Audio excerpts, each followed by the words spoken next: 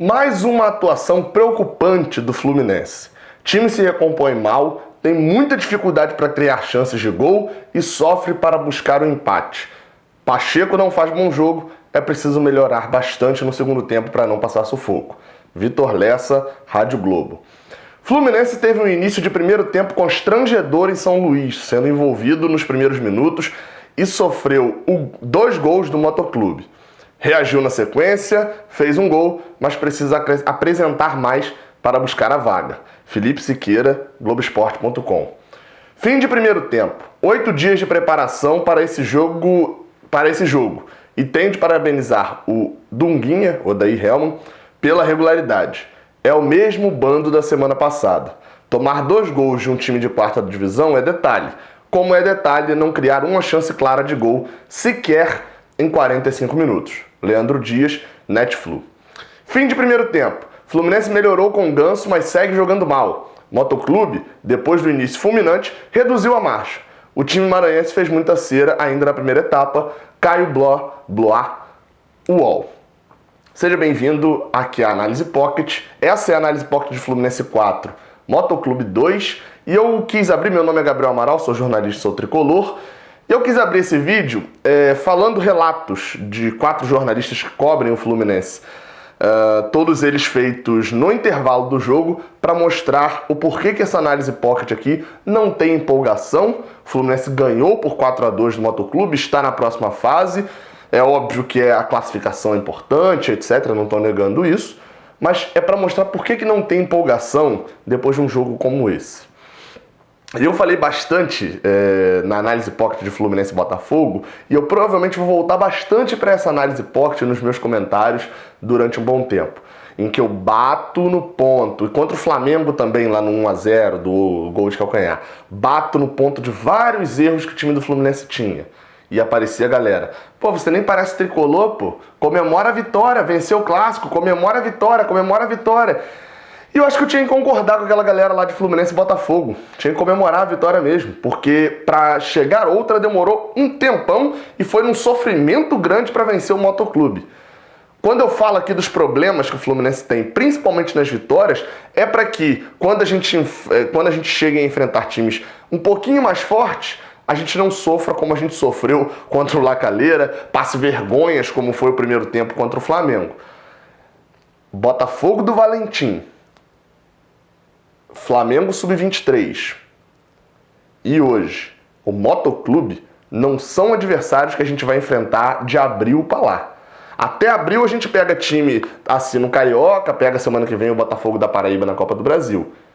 Times assim a gente pega só até abril, depois é só adversário difícil. Eu tô tomando água aqui, ó, nesse copo feito pro ano passado, do jogo, 13º jogo do Fluminense em casa, contra o Atlético Paranaense, acho que foi até 14º na verdade. Sabe por quê? Contra o Atlético Paranaense, a gente fez um primeiro tempo muito bom no ano passado. Quando deu mole, no segundo tempo tomou a virada. Contra o Motoclube, quando a gente deu mole, a gente tomou 2-0 e recuperou a hora que quis.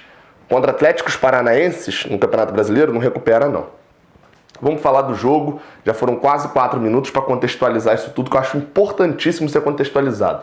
É o 4-2, eu escrevi isso lá no Twitter, mais broxante com classificação do Fluminense que eu já tive na vida. Mas vamos lá, esse vídeo não tem edição, então eu vou beber água, enquanto agora eu vou começar a falar do jogo. Desculpe pelo barulho de eu engolindo água, mas fica como uma marcação para começar a falar do jogo. O Fluminense rolou a bola 2-0 Motoclube praticamente, né? Mas dessa vez eu achei que o primeiro gol do Fluminense teve um erro de Gilberto na marcação, escanteio, o primeiro gol que o Fluminense sofreu no caso, um escanteio, um erro de Nino de sair atrás do jogador. 1-0 sem nem ter rolado a bola, toda aquela história de vantagem do empate, o Motoclube tem que sair pro jogo, etc. De nada valia mais. São segundos de jogo. O 2-0 veio logo na sequência, num contra-ataque, mais um erro de Gilberto, lembrando que tem análise só dos jogadores que saem nessa quinta de manhã, essa aqui é a análise do jogo, do contexto total.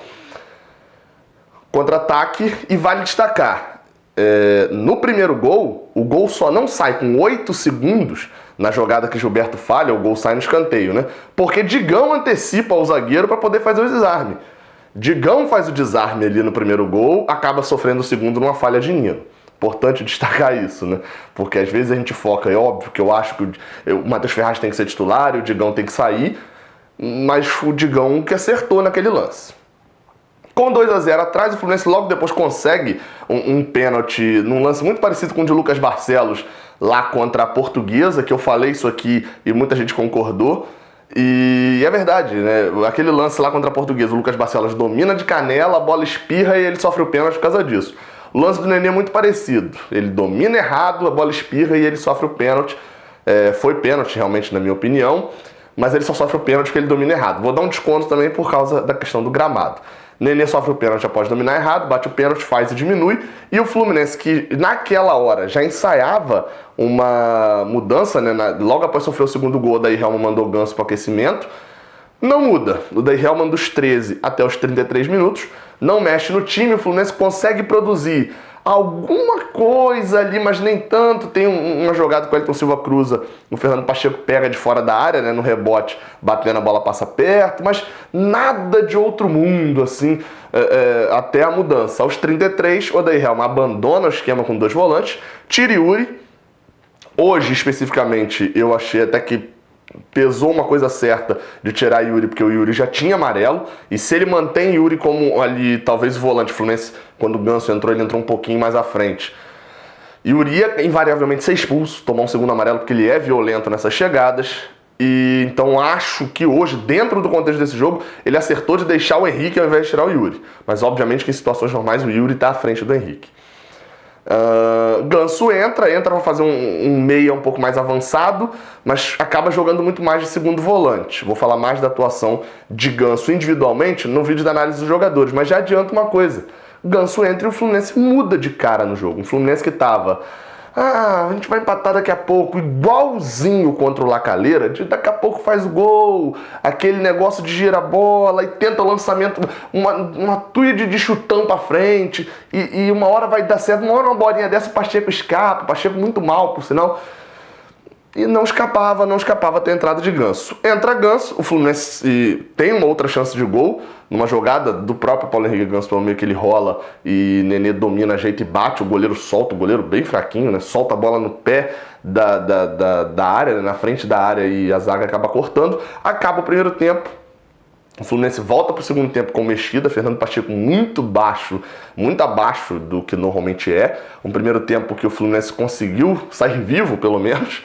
o que é uma vergonha, sair vivo contra o Motoclube. Eu falei que no pré-jogo o Fluminense precisa se esforçar muito para não ganhar, e estava se esforçando. Volta para o segundo tempo com o Marcos Paulo, escalado como pontinha ciscador. Mas independente de qualquer coisa, da onde ele jogou, ele teve erros bobos técnicos, o Marcos Paulo, e o Fluminense não conseguia render. Ainda mais que ele entrou pela esquerda, e o Fluminense só jogava pela... Ih, liguei a lanterna. Só jogava pela esquerda. Teve uma hora, bem no início do segundo tempo, que tava Ganso, Nenê, Marcos Paulo e Egídio, os 4 avançados pela esquerda. E na direita o Gilberto ficando, porque as bolas eram todas nas costas dele.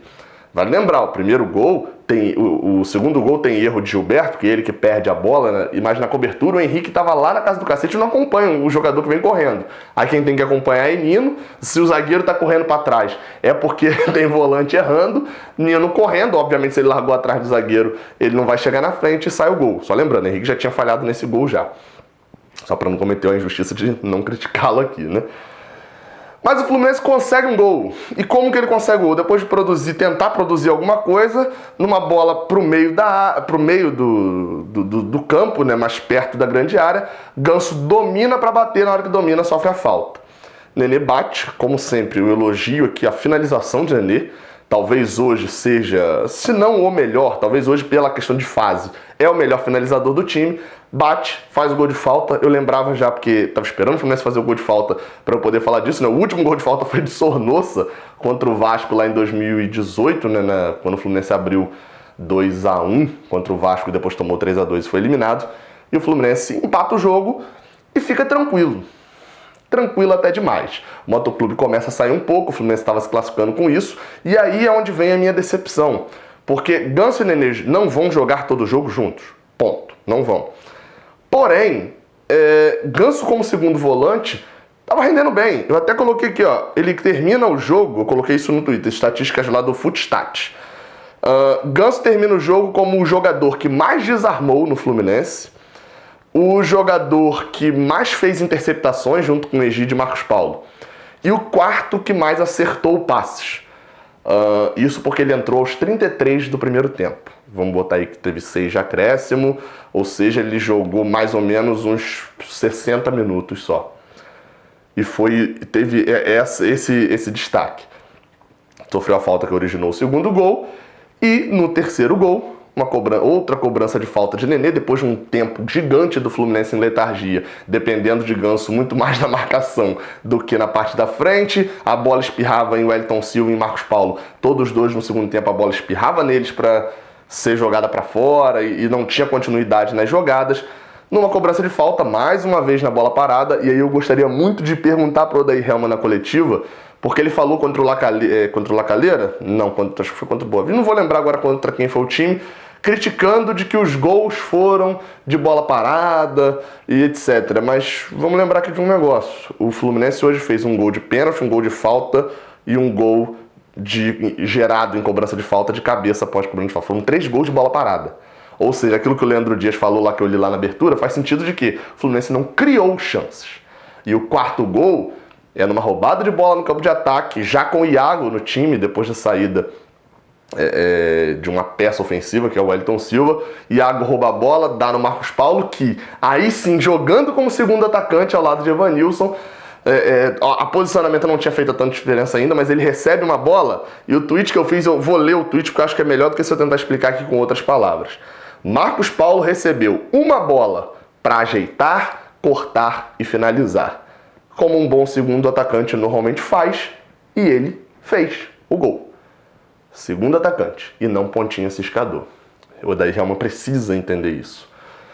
O Fluminense faz 4-2, Nino já tinha feito o terceiro de cabeça impedido, por sinal, estava em impedimento, e o Fluminense termina o jogo com um ótimo segundo volante atuando, que é o seu camisa 10, Nenê com números muito expressivos contra o Motoclube, contra o Botafogo e contra o Flamengo Sub-23, mas vindo de 2 jogos extremamente apagados contra o Flamengo e contra o próprio Lacalheira, não só apagados, como muito mal em campo, e rende de novo contra o Motoclube. Vou repetir o que eu falei contra o Botafogo. O bom de se ter esse Nenê no time é que o cara tem qualidade. Ele tem muita qualidade e joga muito bem. O bom de ter ele é pelo mesmo motivo que eu elogiei quando eu falei que a gente tinha Iago e Hudson, que são jogadores para mim que jogam na mesma posição. É bom a gente saber que a gente tem um ótimo reserva, mas se ele for o titular, começa a me preocupar.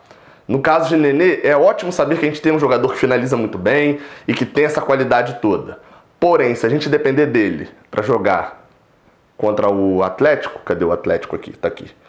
Para jogar contra o Atlético Paranaense, ele ser o cara que vai decidir numa cobrança de falta, que vai dominar errado e sofrer o pênalti, que vai bater a falta na área para Nino fazer o gol, a gente já sabe no que dá. No caso de Ganso, as análises individuais eu vou falar depois, mas estou falando especificamente de Nenê aqui, porque a análise do jogo vai passar muito pela atuação de Nenê. O Fluminense ganhou de 4-2 no Motoclube, sofrendo. Não era para ter ganho assim, mas os outros times empataram. Tudo bem, a gente mostrou que a gente tem mais qualidade do que os outros times. Eu tô gravando isso aqui enquanto o Atlético Mineiro tá jogando decisão de pênalti contra o Afogados, Vingazeira, não sei se passou. E no caso do Vasco, que passou empatando, ainda vai jogar a segunda fase. O Botafogo já jogou contra o Náutico, né? Acabou já ganhando. Ou seja, o Fluminense não pode se comparar com esses times. Se ele quer alcançar algo mais nessa temporada e investiu para isso, não pode se comparar com esses times. Infelizmente, eu não posso afirmar após esse jogo, mesmo ganhando de 4-2, que na quarta-feira que vem a gente vai ser favorito contra o Botafogo da Paraíba. Um time que está na Copa do Nordeste, que o Motoclube não está, é líder do grupo, está invicto e é líder de um grupo que tem Fortaleza, Bahia e Sport. Fortaleza e Bahia, que diriam os especialistas, e com razão, de que tem uma projeção melhor para o Campeonato Brasileiro do que o Fluminense. O fato é esse, a gente hoje não é favorito contra o Botafogo da Paraíba aqui no Maracanã para ganhar o jogo. Talvez até seja favorito, mas não seja um favoritismo que nos renda muita confiança. Não dá, Odair Hellmann, você está errando muito nas escolhas. mas pelo menos a gente avançou. Só que esse mais não vai durar muito tempo. Saudações tricolores e até a próxima. Valeu!